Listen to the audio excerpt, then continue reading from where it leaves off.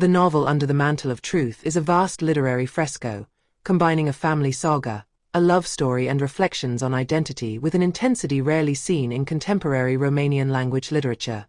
The book opens the doors to a fascinating world.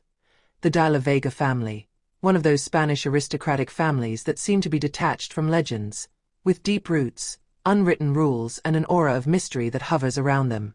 However, the true strength of the novel lies not only in the grandiose setting, but in the contrast between the rigid tradition of de la Vega and the free, rebellious and vulnerable spirit of Lear, the protagonist from an orphanage in Romania.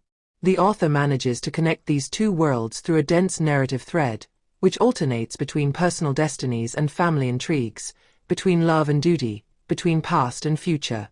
The result is a novel that breathes in several registers: historical, romantic, psychological and, sometimes, even political. The text begins with a prologue of great amplitude, almost theatrical, in which the reader enters the universe of the de la Vega family. In Barcelona, hidden by cypresses and reddish stone walls, the family villa becomes not only a physical space, but a symbol of an old heritage, loaded with tradition and heavy silences. Patriarch Mateo de la Vega, former soldier, diplomat and bullfighter, represents the embodiment of old Spanish values: honor, courage, sacrifice. Isabel, his wife, brings another dimension: scenic beauty, artistic sensitivity, but also the discretion of a woman who knows how to build a family empire from the shadows. The prologue has the merit of immediately establishing the tone of the novel, a solemn, dense, almost ritualistic one.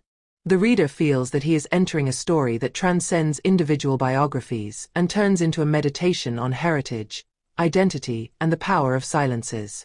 However, at the same time, the prologue discreetly introduces the element of tension.